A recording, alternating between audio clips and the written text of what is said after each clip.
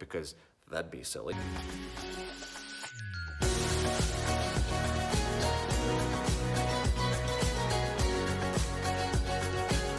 Hey families, it's the weekly kickoff. The what? The weekly kickoff. The weekly kickoff. Coming to you live from River Run Church. Actually, well, it's not live for you. I'm live right now doing this, but not really live as you're watching it. Let's go already! Here, as always, to let you know what we are chatting about with your kids this week, starting with Sunday, and then what the conversation can look like throughout the week with the materials and resources that we have available to you to kind of help you with those conversations. Now, before we get into that, just want to remind you that we are having our birthday party pack service opportunity during the month of February. The so, as we're calling it, nobody's calling it that.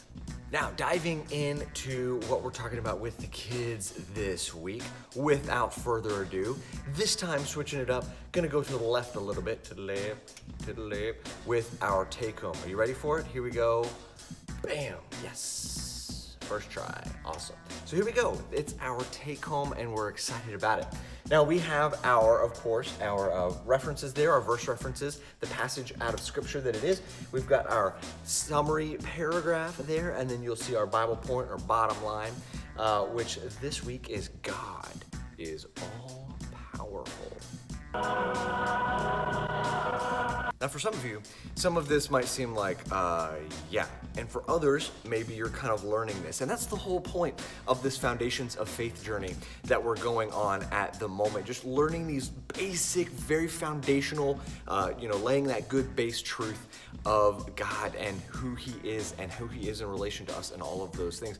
And so that's really what we're looking at as we look at God is all powerful this week through the lens and through the context, because you could look at a lot of different things for that. But we're looking through the context of a particularly true Bible account in the book of 1 Kings with the prophet known as Elijah.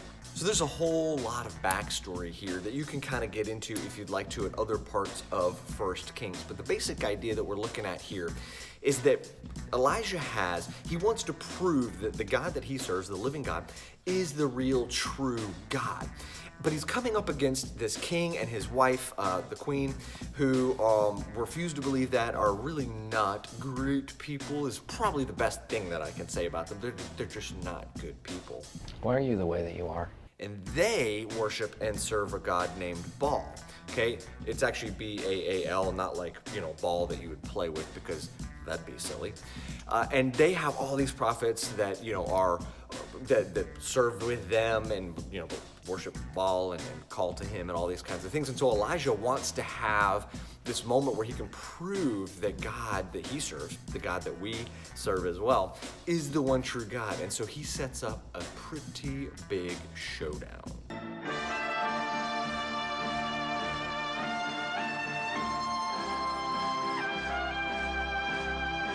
We won't get into all the specifics right here because this is just kind of that summary recap. You can read that with your kids. But the basic thing that happens is they set up 2 altars with 2 bowls as like the sacrifices, and Elijah lets the others go first. It's him versus 450 prophets of Baal.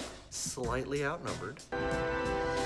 But he ain't worried, he ain't scared, right? Because he knows that he serves the true and living God. And so the prophets of Baal, they call and they call. It's literally like this all-day thing. They're doing crazy things like, cutting themselves and look, and then, all this kind of stuff. And they're dancing and they're singing and they're calling and they're blah, blah, blah, and just on and on and on. And they're exhausted. And Elijah even at some points is kind of almost mocking them a little bit. And he's kind of like, no, you got to shout louder, or, maybe he's taking a shower, or, maybe he's in the car with a stereo up and he can't hear you, all sorts of crazy stuff. And nothing happens. So then it's Elijah's turn, and he tells them, not only am I going to do this, but I would like you to take these pitchers of water, bunches of pitchers of water, dump it over the altar. Crazy. There's a little trough that they built around there. It's full of water. I mean, the thing is soaked, right? You try and light a match on that thing or get any fire towards it, it's not going to do anything, right? But then he prays to God, and this amazing fire column, whatever, something like that, comes flying down and just eradicates just annihilates everything, burns it all up, right? The bowl, the altar, all the water's gone. It's just bloop, crater, right? And just an amazing moment where God shows that he is all powerful, that he's in control of all of these things. And he's going, hey, now maybe he wasn't saying this to Elijah and all the other prophets because they wouldn't have known about this kind of stuff. But the idea of like, hey, all those like Avengers and Batman and Superman and all those superheroes that you get really excited about? Yeah, I can do all of that plus a million times more, infinity times more things, right? Because he created all of it. He created all of it. And that's really the heart of what we wanted to get at, is that God is all powerful. God is all powerful. You'll see that in the paragraph there. And you can see that, God and his awesome flame throwing capability is there. Now, we also have a brand new, starting this week and going for the next few weeks, memory verse, okay? Now this one's a little bit longer, so take your time with it, but we're gonna have it for about 5 or 6 weeks, okay? So really get a chance to work on this, and it is an amazing one. Romans 8:39, it talks about how there is nothing that can separate us from God because of what Jesus has done with his death, his sacrifice, death on the cross, burial, and then resurrection. Because of that, there is nothing that can separate us from God, and that's amazing. Then we have our family together time, which again is just, an opportunity to kind of maybe give you little life hack tips of how you can have some spiritual conversations throughout the week, or sometimes it's a fun activity as well. And then of course we have our discussion question at the bottom. Always a great opportunity for you to connect even better relationally with your kids and them with you. All right, there we go for this week.